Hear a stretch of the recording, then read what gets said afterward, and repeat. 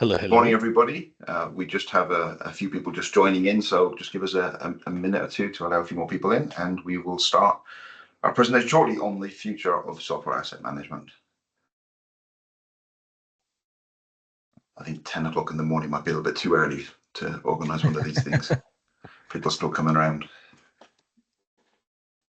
We'll just give it another few seconds.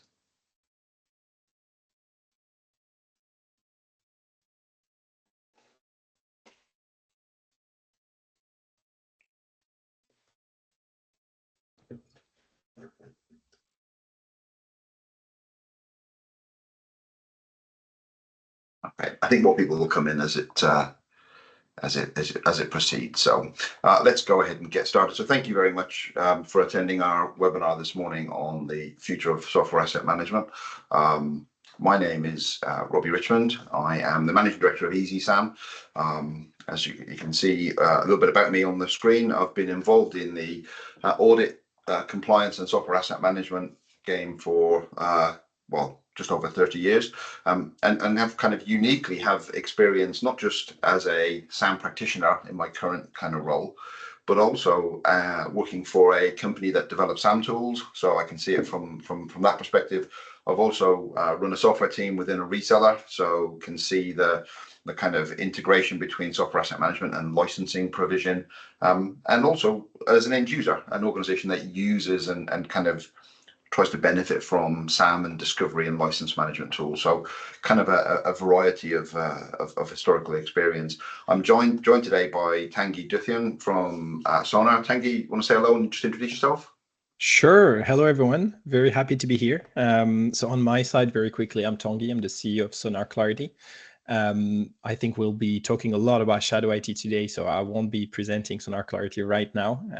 But basically, to talk a little bit about myself, I've been in tech companies for a while now, a bit less than 15 years, and mostly American tech companies. So I've been doing a few years as a consultant at Google, then working for Asana at the EMEA level on the partnership program.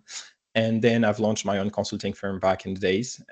But basically, we saw that all the customers we have had the same problem, and they wanted to know what people are using within the company. So from that problem, basically, we created Sonar. Thanks, Tanguy.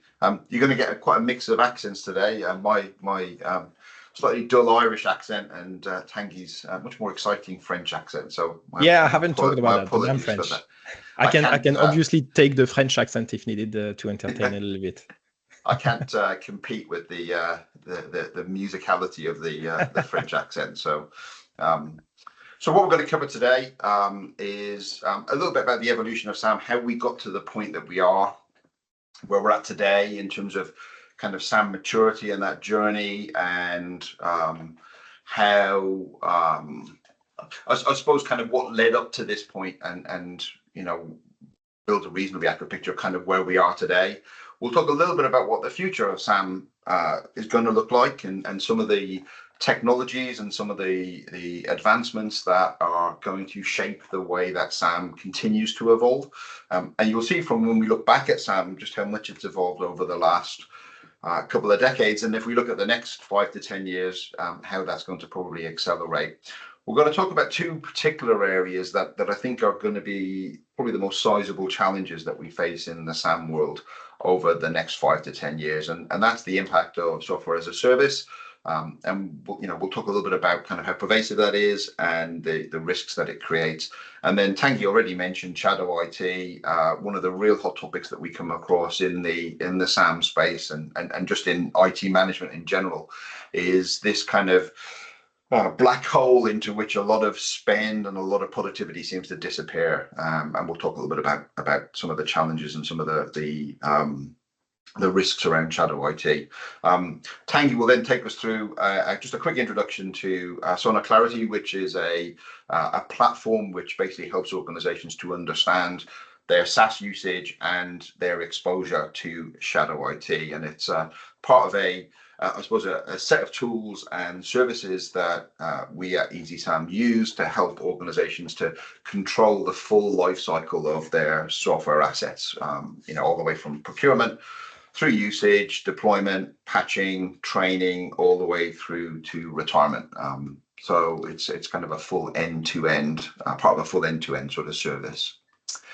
So let's talk a little bit about the evolution of SAM. I've mentioned already, I've been in this game for quite a long time. Kind of got involved in the back in the 90s when, really, SAM as a concept, software asset management as a concept, didn't really exist.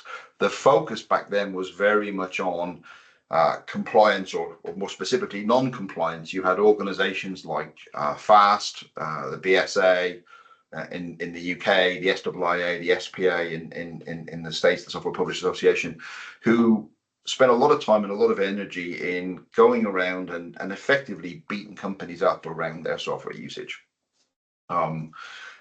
At that time, there was very little controls or tools in place for organizations to be able to manage what software they had, where it was, and kind of how it was being used. There was very little controls in place for software deployment. Most software deployment back in those days would have been what we used to refer to as sneakernet, which is basically where you put on a pair of sneakers and you went around from computer to computer installing software. And that meant that, access to, floppy disks initially and then moving into CDs obviously meant that the ability to control how and where software was deployed was very limited. At the time, you also had a very immature set of tools to help you to have visibility over your estate. So things like discovery and inventory tools were very, very new to the market, and tended to be focused on maybe a particular vendor or addressing a particular problem. Again, those of you who maybe have been in the IT world for long enough will remember the Y2K challenge that we had at the end of the 90s, and a lot of discovery tools kind of spun out ahead of that, where organizations were trying to understand what risks they had in terms of, the world was going to come to an end when 1999 ticked over to 2000, and all of our years we're going to get, all of our dates were going to get messed up, etc. So there was a lot of discovery tools came out then, and that probably was what kind of triggered a little bit more maturity and a little bit more choice in the discovery and inventory market. In the 90s, software was seen very much as a technical asset. It wasn't treated as a business asset or something that would provide you necessarily with any sort of commercial benefit. It was purely a means for people to be able to do their jobs. And back in the 90s, we had very limited options around licensing and licensing metrics. You compare that to today. If you look at the range of, just pick a vendor, Microsoft, the range of licensing schemes and metrics that are available now. Back then it was basically a user-based license or a device-based license. It was nice and simple. Now you've got cores and processors and capacity when you start moving into the cloud, etc. So it's very, very very simple set of licensing metrics existed back in the 90s. The 2000s saw the introduction of the kind of terminology for software asset management.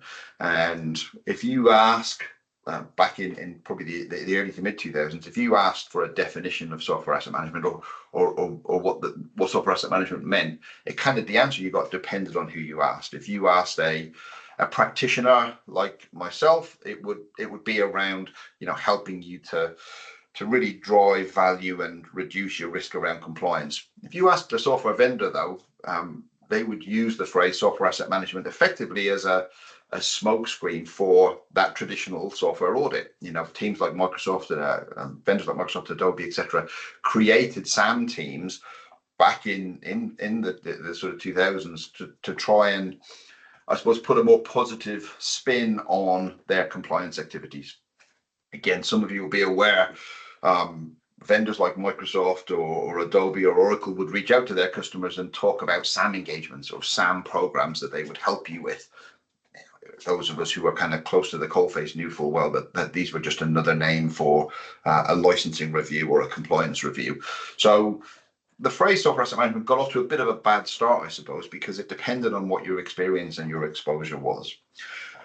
Two kind of key events that happened in the 2000s that really drove maturity around SAM. In 2001, ITIL released the ITIL v2 standard, which included some standardized methodologies around software asset management. So ITIL is primarily a service management kind of standard, but in 2001 with v2 they included some some standardized controls and recommendations for software asset management, and that kind of became the Bible, I guess, for a lot of organizations in the sort of early to mid 2000s. In 2007, ITIL v3 was released, and that really drove that standard forward even more, with a focus on processes and procedures and maturity, which probably pushed forward the kind of SAM, the positive message around SAM, more than kind of anything else. So that was back in 2007.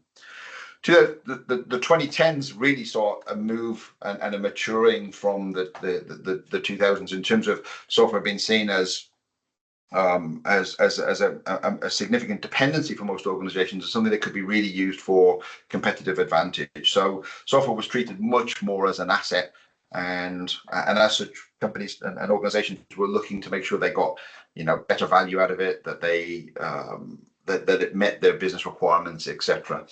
This also happened in parallel to a number of much more mature SAM tools coming onto the market that focused on better discovery, focused on tracking software usage, focused on being able to record software license entitlement, and kind of pull all of those things together to give you a bit more control and a bit more focus on not just compliance, but also optimization.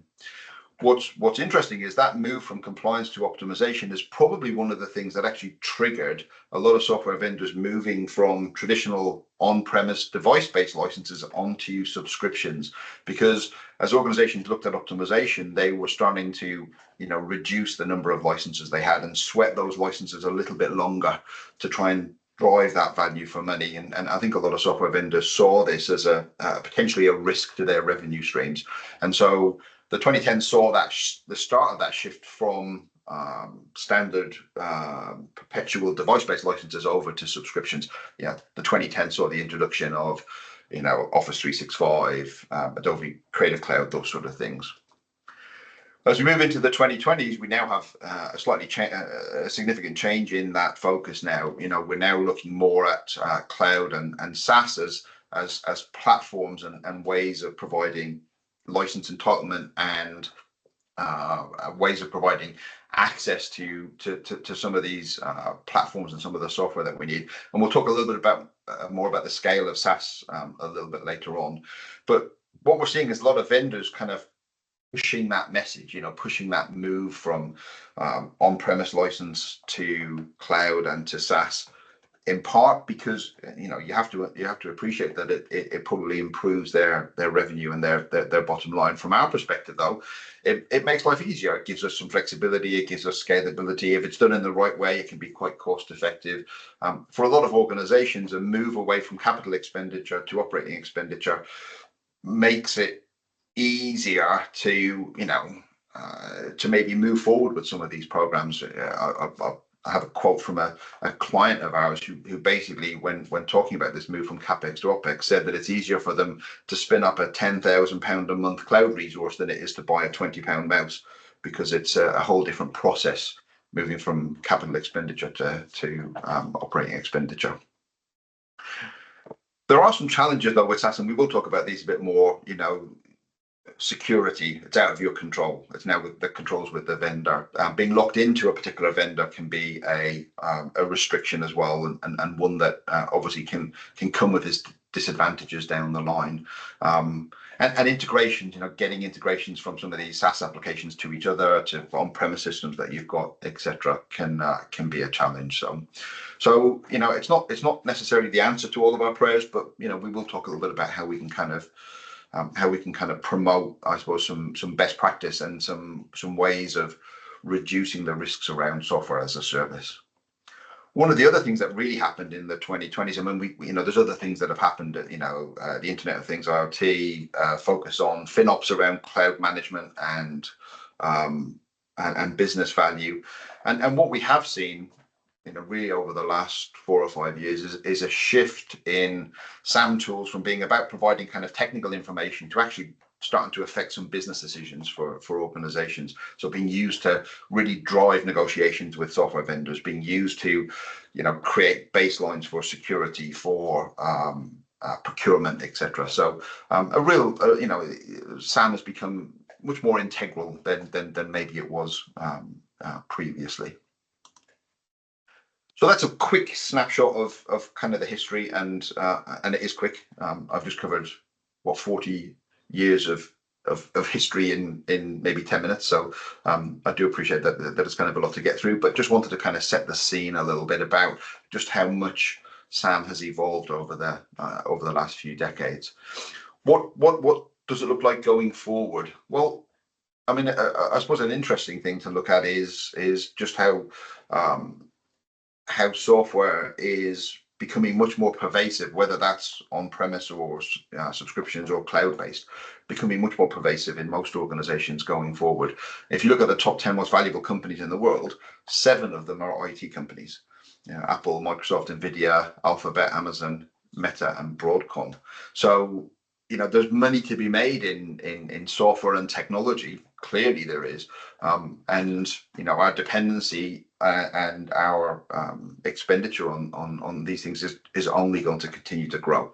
So there's no reason to think that this is a market that's going to contract over the next few years. And if software is going to continue to grow, again according to Gartner, that is going to be the case, then our requirements around SAM are going to get it's going to be more important that we gain control over what we buy and how it's used and the value that we get out of it. What are some of the other things that we might see over the future? Well, as more and more software gets delivered via the cloud, then it's quite likely that our SAM tools are going to be delivered via the cloud, and we're starting to see that shift already. Most of the traditional SAM tools that provided discovery and inventory and usage and license management, where they were traditionally on-premise based installs, they've now moved into a cloud environment. And that gives us the ability to scale and implement really quickly, because we can, the vendor can spin up a cloud instance and we can just deploy an agent that talks back to that quite quickly. It gives us a wider set of visibility. It's with COVID and people working from home and flexible working and hybrid working, we now have the ability to see what users are doing irrespective of their location, because all of that data has been provided to a centralized kind of cloud location. So that really drives the change in SAM tools. As we look at this move into the cloud, it also opens up a few kind of new opportunities that probably hadn't really been considered before. When we talk about SAM in particular, we're talking about things like machine learning and artificial intelligence. We're talking about advanced analytics, and we're talking a little bit about kind of automation. So, to give you some indications, I mean, some SAM tools now are starting to implement some of these things already, even though potentially the AI and automation capacity and history is still very young. What we're starting to see is organizations using AI and machine learning to try to augment what user input that these tools need. So being able to do things like streamline workflows, for instance, or automate the approval of software requests or deployments, or de-installations, to be able to look at usage patterns and usage profiles across maybe not just one organization but lots of different organizations, to help with predictive planning and to give you better insight of kind of what's coming down the line in terms of what your future license requirements might look like, or your future software requirements might look like. The ability for the tools themselves to kind of help with decision making. Now, like everything, and anybody who's used AI will probably this will probably resonate. Going into something like ChatGPT and asking it to, write your university thesis sounds like a great idea, but you need to layer some human intervention over the top. If you just rely on AI, it becomes very obvious where that might potentially fall down. And the same is true with SAM tools. That user intervention, that user knowledge, that awareness and understanding of historic licensing and future needs, etc. It'll be some time before AI is able to replace all of that. So even with the tools now that include AI, we want to make sure that we are looking at and layering our skills and our experience over the top. And I think, given the audience that we have on this on this webinar, I think that would resonate with us all. Anything that Automates our job is great, but we also know that we still need to have a degree of visibility and insight that's layered over the top of that. I think as well, we need to think about kind of going forward, how we can use these tools to really drive better understanding and better insight into what those future requirements are going to be. And I think that, with the way SAM tools are developing, they're becoming a lot more about being proactive as opposed to being kind of historically quite reactive. We also have a set of tools available to us, not just through the SAM tools themselves, but also other platforms to kind of help drive some of this stuff. So automation, for example, Microsoft have released the Power Automate tool, which was formerly called Flow, which we can actually use that quite effectively to drive a lot of SAM activities and automation. So it can look at things like software whitelists to make sure that software that's installed conforms with our standards. It can look at automatic procurement and deployment of software, so long as it meets some other kind of standards, without needing to necessarily go through either any human intervention or necessarily a significant amount of intervention. It can check to make sure that things like licenses are already available before we go out and purchase new licenses. There's a lot of things that can be automated in the SAM world, and there's tools now freely available, and probably already deployed to the majority of our environments that we can really take advantage of. We're starting to move as well into much more real-time monitoring. So it very much used to be the case that when you wanted to generate a compliance position, that was something that you had to kind of go off and spend some time for that to actually be created. In fact, many of the SAM tools actually had a button that you would click to generate a compliance report. And so that meant that firstly, you had to manually do that, and it would take probably several hours to complete. But because of the enhancements in processing capability, the move into the cloud, the greater scalability of a lot of the SAM tools, we can now do that in real time, and that's going to continue as we move forward. So being made aware of installations in our environment that violate our policy or that breach our compliance requirements, we'll have more proactive visibility of those going forward. Another requirement is governance. The UK has released an updated corporate governance code in January 2024, which I think there's going to be a real pressure on organizations to adopt over the next few years, particularly organizations that trade publicly or public sector organizations, because that transparency and that adherence to corporate governance standards is going to become more important. And within the corporate governance code, it talks about your approach to risk and to risk management and mitigation. It talks about the quality of the data, the quality of the reporting that you've got. All of these things SAM feeds into. And so being able to adhere to corporate governance requirements going forward will require not just having a SAM tool and a SAM program in place, but actually one that's well adopted and one that's fairly mature. What we've also seen over the last few years is a shift in SAM being kind of a nice to have to SAM becoming something that's pretty much standardized for most organizations. And the reason why it's become more of a business as usual, a BAU type activity, is because organizations have now proven the value of software asset management. We have very well defined return on investment calculators that can look at what your SAM kind of program looked like before, or what your software expenditure was, or your approach to risk before your adoption of SAM, and how putting a SAM tool and SAM program in place has helped to mature that and to drive and to deliver a measurable return on investment. And I think this is a really important driving force for SAM over the last probably 5 or 6 years. As organizations, we need to do more, sometimes with less budget, or sometimes with a budget that's maybe stretched a little bit more. So the ability to optimize our environment and to deliver a return on investment by eliminating superfluous licensing purchases, by reducing the number of licenses we need to renew, by potentially selling some of the licenses that we don't need anymore on a kind of second user market. Any of those things can help to deliver a return on investment. And we're going to see that focus really continue and become more prevalent over the next few years.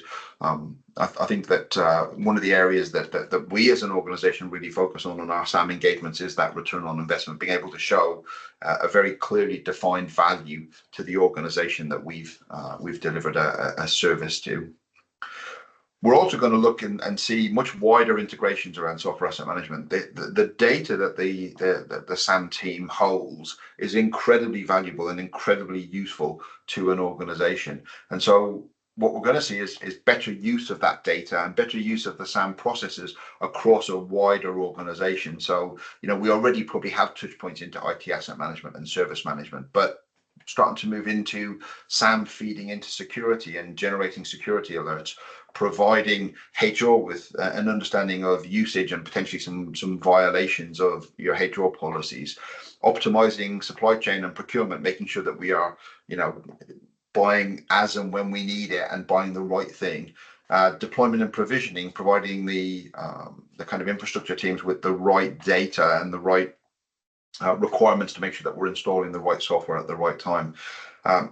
Legal teams, particularly as we start to move into if we are getting contacted by software vendors around an audit, making sure that the legal team are on board. And I've mentioned FinOps already, and we'll talk about that a little bit more with when we get into SaaS.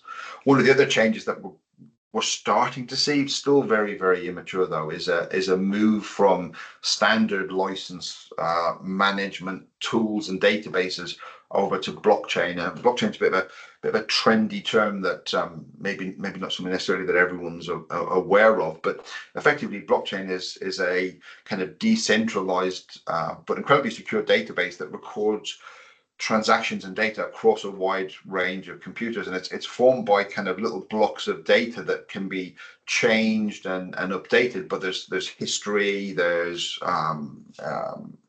if there's any changes, they're documented, etc. And that really works incredibly well for license management, where we can see not just the current position, but also a full traceable history of how a license has been applied, what software device, how devices interact with each other, etc.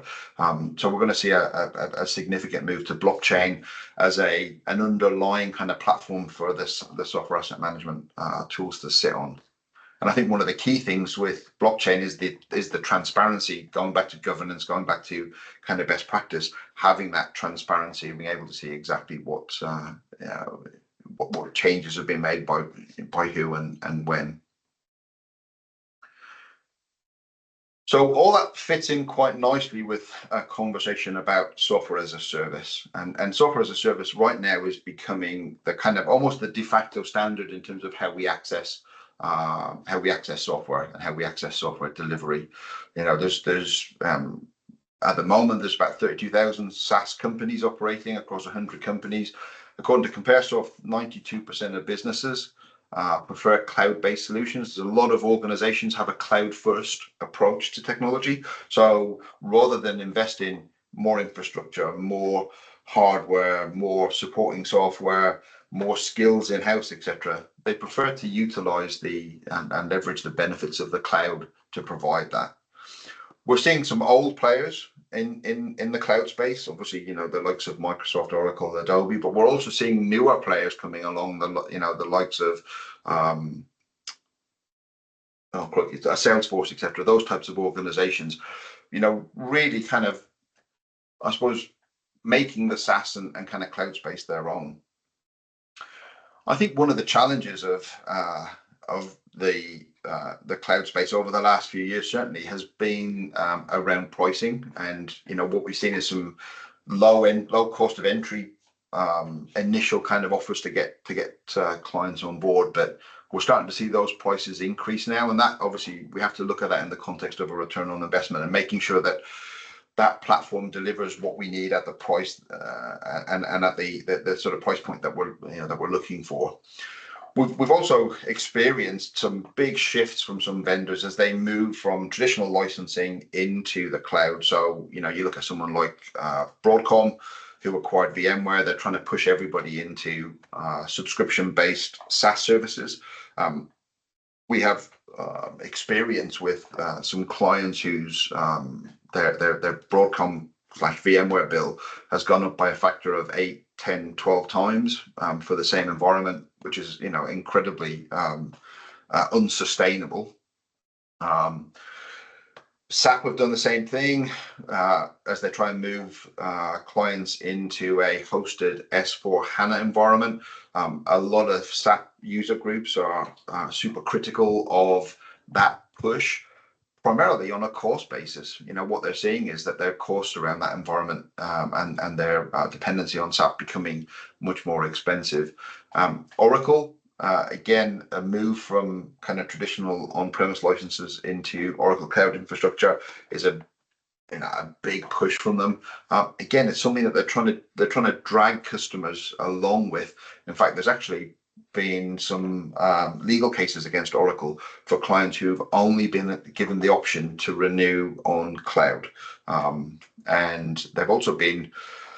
Oracle have also been sued by investors because they were using a kind of I suppose a bit of leverage with people that they were auditing to try and increase what their cloud revenue numbers look like. So if you had a license compliance issue for Oracle, they would effectively sell you the fix for that compliance issue, but they would force you to put some of that into an investment in cloud, and that made their cloud revenue figures look better, which, like I said, a lot of investors were quite unhappy with.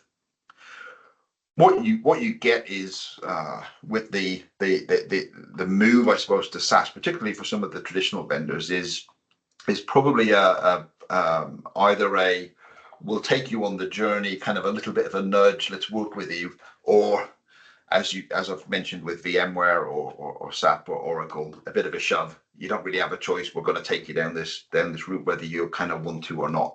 And we're certainly seeing, as more vendors move towards SaaS, we're seeing more of a push on that. So what we need to think about is whether there's the benefits of SaaS and subscription, whether that works for us or not. So to look at what the benefits are, I suppose the starting point is that it's a much lower acquisition cost. If we want to go out and buy a license for, Adobe's premium products, you're talking about a couple of £1,000 investment. A subscription to Adobe Creative Cloud might be $100 a month. So it's a lot easier for us to kind of get on that, get on that particular product if we want to. There's much quicker deployment because SaaS is already, the environment's already set up. It could be quite easy for us to access those and sign up with a simple subscription plan. That feeds into the shadow IT conversation, which we'll talk about in a second.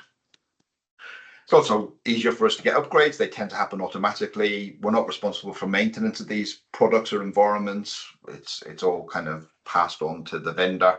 And so there's lots of positives around getting involved in software as a service.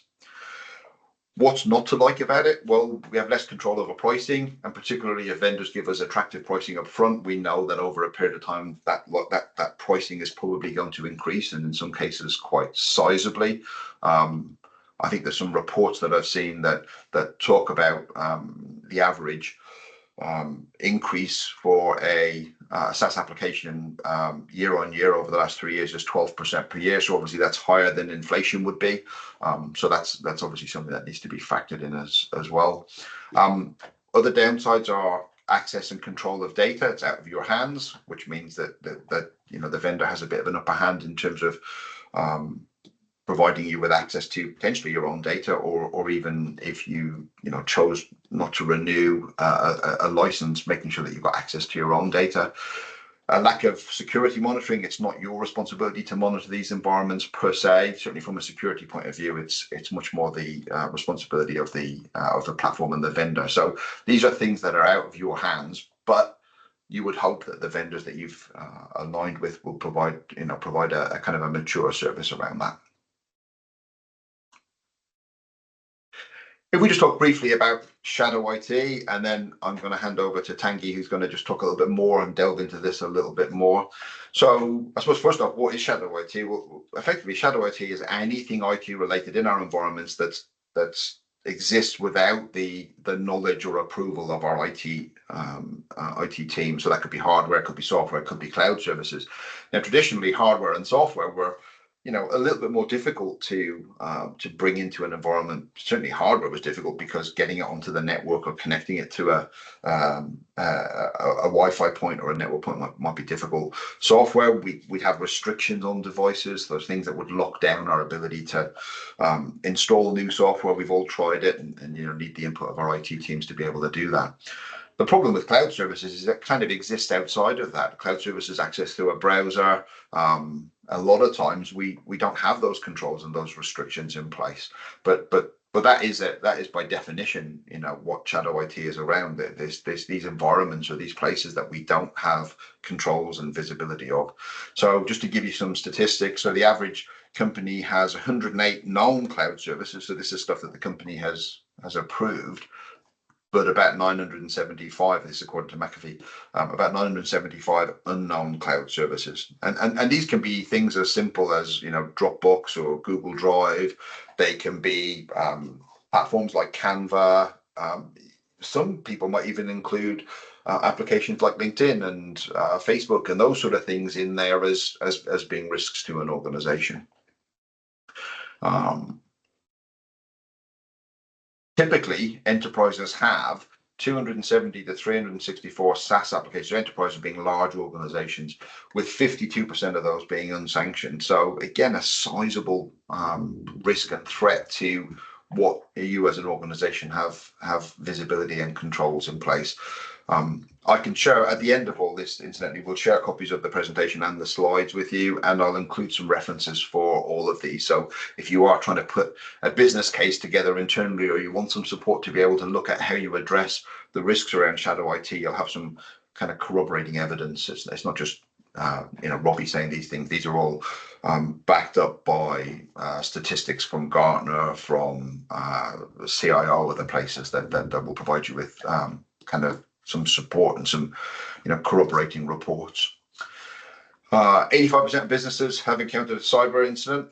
We see that happening quite a lot, but 11% is due to unauthorized shadow IT. So the IT department have got lockdowns and controls in place for a lot of these platforms, but how are you going to lock down something if you don't even know that it's there?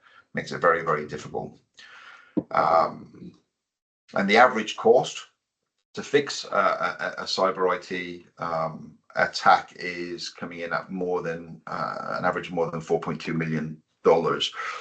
Again, that's a report from IBM. So again, these are not just numbers that I've put out there. So shadow IT and having visibility of your exposure to SaaS, and particularly the exposure to environments where you don't have visibility of and you don't have any controls in place is a significant risk to organizations going forward. One of my favorite quotes, and I use this quite a lot, and some of you might have seen this before, Donald Rumsfeld, when talking back in 2002, was asked about how much knowledge they had on these weapons of mass destruction, and he gave this quote, which I think sums up software asset management perfectly. He said, "There are known knowns. There are things that we know. So that might be your environments where you've got your SAM tool in, it's deployed, it's providing you with data back. We also have unknown unknowns. That is to say, there are some things we know that we do not know. So what are we talking about there? Well, that might be something like a DMZ, for instance, or an environment where we have really heavy security restrictions in place for. So these are environments that we know about, but we don't know what's actually on those environments. But there are also the unknown unknowns, the stuff that we don't know. And that's shadow IT in essence. So I love this quote because it really kind of fits in nicely with trying to kind of show the extent of the problem that we have around shadow IT. So with that, you're probably tired of my dull Irish accent. I'll turn over to the much more musical French accent of Tanguy, who will take us through an introduction to Sonar and just a brief sort of demonstration. So over to you, Tanguy. Thanks a lot. So I'll let you maybe manage the slides, and I'll just share my screen for the quick demo after that. Thanks a lot, Robbie, for all those informations. It's actually very, very interesting, and I'm pretty sure when you were talking about build a use case internally, that's definitely useful for that. In terms of Shadow IT, so just to give you a bit more history about Sonar Clarity and how we built it. Basically, when I started working with a consulting firm, as I said, we were working mainly with procurement teams at the beginning. And those procurement teams, they were looking to buy a tool in order to solve a particular problem they have internally. And almost every time they were asking me, okay, but before buying something new, I'd like to know if someone is using it internally, or if someone is using a potential duplicates of that tool, or if anyone is using something like this or like that. And the problem was it was just not possible to show what employees are actually using on a day-to-day basis in order to solve those kind of problems. So we started building the cartography first. The idea was to just see everything that is happening in all the softwares being used, so you can take decisions based on those data, right?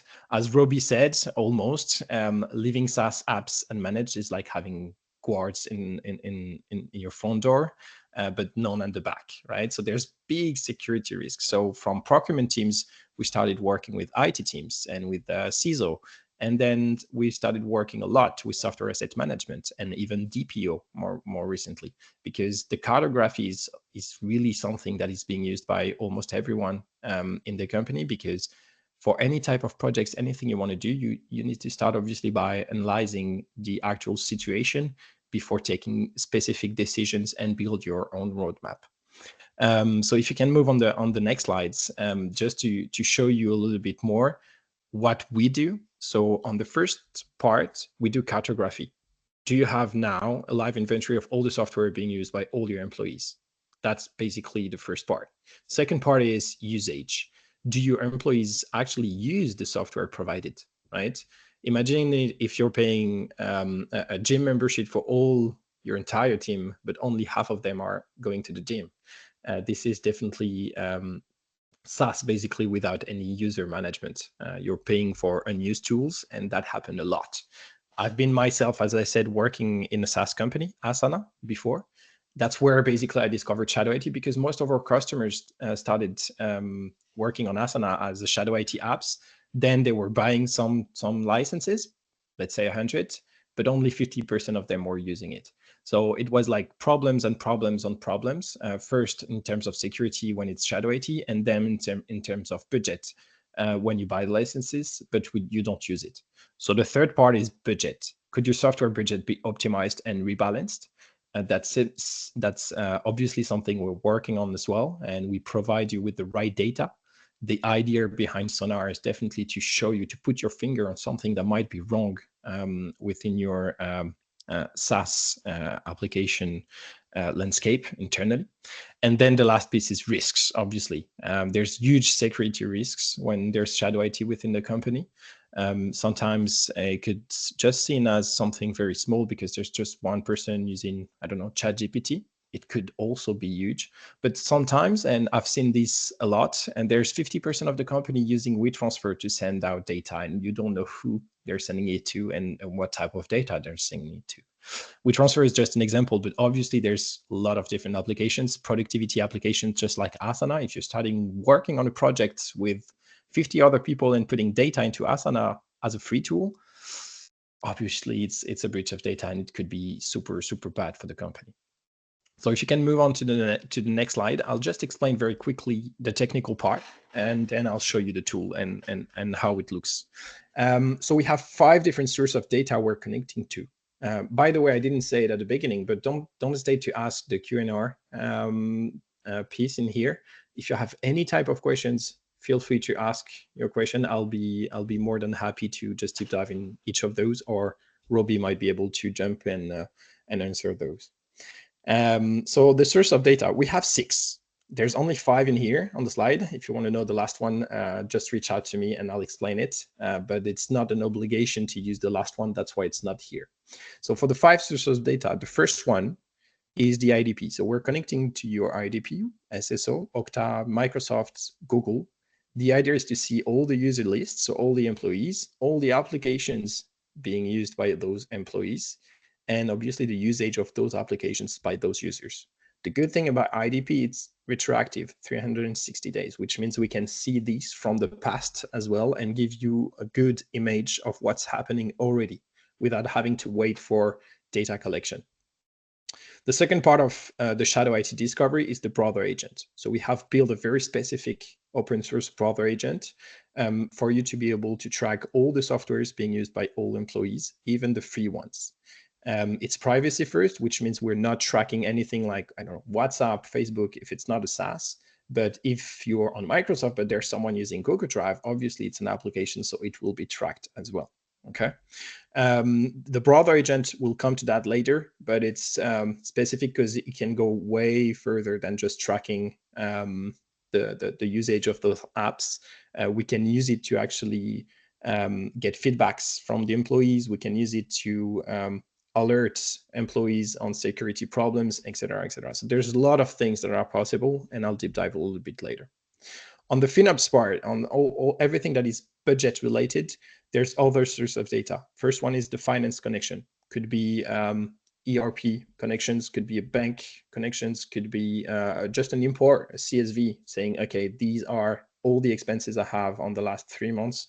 I just put it into Sonar and we'll do the match automatically with all the applications. Then the other part is the contracts. Obviously, once we know how much you're paying for something, we want to know how much you're supposed to pay for something, and we'll be able to compare that. So on the contracts, you can either connect to the contract management softwares you have, or just do an import again of all the data you might have, or just even import the physical documents, and we'll use AI basically to read the documents and put the data on the right spot. We take 4 things on the contract. The first one is total contract value, obviously, how much you're supposed to pay. Second one is the number of licenses that you have.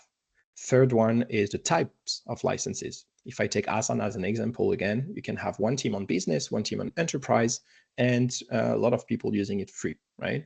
So we want to know exactly the type of plans that you have. And the last piece of information we take from the contracts is obviously the renewal date. So we'll be able to alert you on renewal dates that are coming, especially if the software is not used.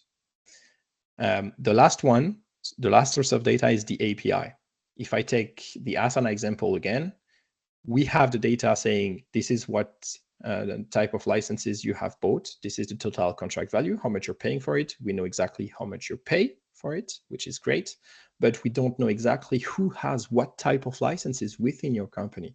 So if there's one team on business, one team on enterprise, and 1,000 users free, you want to know obviously which user has what type of licenses, so you can calculate the cost per user. Okay. Perfect. If there's any questions, feel free to put it in the Q&A. I'll be more than happy to answer. I'll then share my screen and show you a little bit more about what Sonar looks like. All right. Okay. Can you all see my screen? Yeah? Okay, perfect. So this is what Sonar looks like.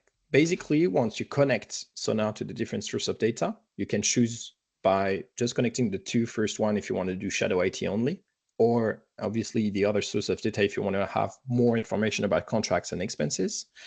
So it's different plans. We can discuss that later, but basically you have the choice, obviously. Once the source of data are connected, this is what you will be looking at. So on the overview, you'll be able to see the basic information about your organization, how many users, basically employees you have within the company, how many applications are being used, how many issues you need to solve. Everything about the usage of those applications, you'll be able to see it here. If you have expenses and contracts, you'll see the next renewals that are coming, and potentially expense by departments. In here, it's by departments. Obviously, that could be by teams, by subsidiaries, by projects, by anything you want. It's based on a tagging plan that is mostly automated, but you can obviously modify it to be a bit more manual if you want to add project teams because they have specific budget, etc., and then have your own dashboards on these. The last little thing we're working on is called sentiment analysis. Again, going back to the brother agent we're using, this will allow you to see, basically to get the feedback from employees on the softwares they use on a day-to-day basis. you want to know that. Usually you'll be using emails, but the reply rate is going to be super low, and you know it already. Basically, we're using the browser extension on the second connection of the day to put a pop-up and ask to rate any type of applications that you want to know the feedback on criticity and sentiment. So basically, we know that HubSpot is quite useful and loved in the company, but we see that Bamboo is not really liked. If I want to know a bit more details, I can click obviously on Asana, get more details on, oh, we see marketing team is loving it, engineering is hating it. From there, again, we have put the finger on something that might be wrong. Then you need to deep dive. Potentially, the engineering team needs more training. That's the possibility. Potentially, it's just duplicate works for them to just use Asana, or maybe they just need another tool like Jira, right? Which is something we see a lot. So this is what basically sentiment analysis will be able to do for you: get qualitative and quantitative feedback from the teams, so you can make better decisions when it comes to software. After the overview, obviously you have visibility over all the users. So you can see all the employees, see all the basics information, the cost per user, potentially the status. Obviously, are this person active within the company, which means are they still part of the company? Are they offboarding, which means they left the company? So we need to cut the access of all the softwares they used in the past, and offboarded, which means we have done the work. The last activity, the tags, I talked about it earlier. The tagging plan that is able to track and kind of map everyone within an organization. You'll be able to deep dive, obviously, on one specific team. In this case, engineering Germany. You'll be able to know everything about the usage and the expenses for that particular team. Obviously, knowing all the applications, free and paid, being used by that team, and obviously all the users. A lot of different things as well, but I'll show you that on maybe another call. For the users, obviously, you'll see everything. So you'll be able to deep dive on one particular user. Let's say there's one particular user that will leave the company. You want to know the applications that person is using in order to just cut all the different licenses. You'll be able to do that. That's not a problem. You just connect to that particular user, check application, and you'll see all the different licenses that person has, with obviously the renewal date for those contracts, the last activity of usage for that person from this app, etc., etc. To move on to applications, you'll be able to see all the applications across the organization, free and paid, being used. As you can see in here, straight away you'd probably think, okay, what is Tinder doing here? Because it's definitely not an application, and you were saying, Tanguy, that you're not checking personal app. It's actually a real case scenario.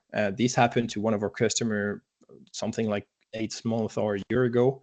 We connected to their IDP, and we saw Tinder showing up. Basically, one of the employees was connected to Tinder with the professional email on SSO through the device, through the mobile device. So it was a huge security problem, because obviously you get access to the location, you get access to potentially Google. It was on Google, so Google admin workspace accessibility. So this could definitely create big problem. So basically, this is the kind of things we can see, and we see a lot of those cases. Tinder is a funny one, but there's a lot more that are not that funny. Let's take a look at the sanction app. So on the sanction app, obviously you have the different states in order to know if the applications are sanctioned by IT or not. This will create your own app catalog internally and be able to advise then employees based on this catalog. To do this, then you can obviously in one shot see everything that is happening, but you can also, as I showed you earlier, deep dive into one particular app. Let's say I have the renewal date coming in. I need to deep dive a little bit more. I know exactly who's in charge of what within my company directly for that particular software. I know what this software is doing. I can find all the documents that I've been uploading about Asana. I can obviously see my contract and the physical documents right there. I can understand straight away who has what type of licenses within my company, so I can see duplicates or any particular things that are happening. All the expenses, the last time I've paid Asana, basically, and all the users, including the free users, because that's obviously super important for you in terms of shadow IT. So that's basically for the shadow IT part. Then Going a bit deeper, but very, very quick, as I see the time is moving on. You can have licenses. So it's kind of the FinOps part where you can see how many active licenses do I have. So people using the licenses you're paying for, how many you are actually paying for. Then we're able to say how many inactive and unassigned licenses you have. We'll basically multiplying these by the average price per license per year right there. And we can give you an estimated savings. It's not perfect, right? It's not to the euro. It's just the idea is to show where there's a potential saving for you. If it's not 270K, maybe it's 200K, maybe 300K. But the idea is to put your finger on something, then spend a little bit time on it, deep dive on what's happening. Maybe it's totally normal because you have 200 people starting next month and you have the licenses already. Maybe not. So you want to deep dive and see if you can save some money in here.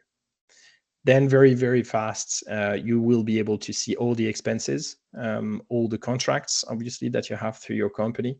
And based on those information, we'll give you some recommendations. Issues like, hey, WeTransfer is being used within your company. That might be a security issue. Or, as I said at the beginning, a free app being used, a free productivity app being used by a lot of people might create a big breach of data. So you definitely want to deep dive. It's also a great insight if you think about it for procurement, right? If they want to buy a new tool in terms of productivity, maybe they can take a look at the free apps being used by employees and just take this one because it's being used across the organization.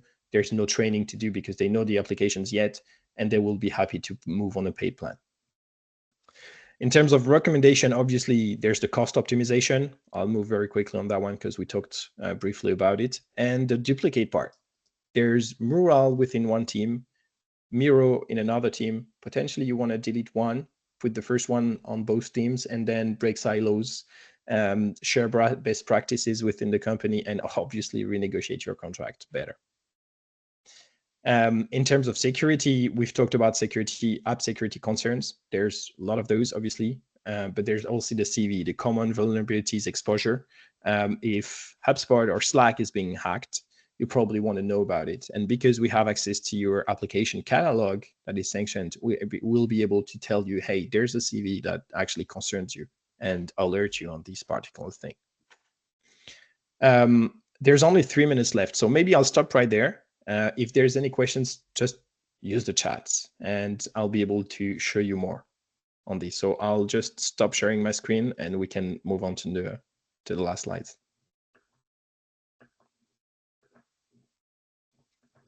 Thanks, Tanguy. I think there's on to this slide if you want to run through just briefly.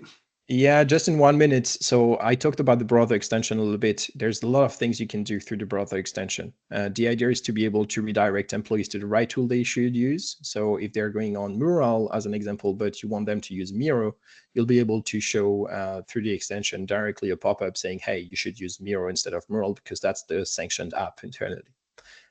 You can obviously remind them of the IT charter as well. If they're using ChatGPT, Perplexity, Claude, any type of AI tools, for example, right now it's really trendy. Maybe you want to remind them the type of data they can put inside. You can get the feedback, obviously, and obviously more to come. There's a lot of things we're working on, but the things like, let's say they're using WeTransfer. I know a lot of companies are putting WeTransfer on a blacklist, but potentially your agents internally are receiving data through WeTransfer, and it's actually super useful for them. So we'll be able to know if they're using WeTransfer to send information or to receive information, which is big difference, obviously, in terms of security. So we'll be able to use basically the extension to do that. We do have a number of questions in. Unfortunately, we have sort of run a little bit short on time. So what I suggest we do is we'll take the questions offline. We're going to send everybody out a copy of the presentation today, and we'll respond to the questions and share those with everybody as well. I think that probably makes the most sense.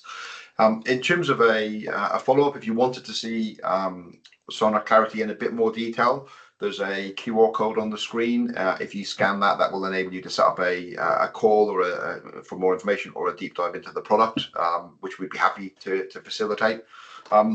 Apologies for running over on time a little bit, probably my fault.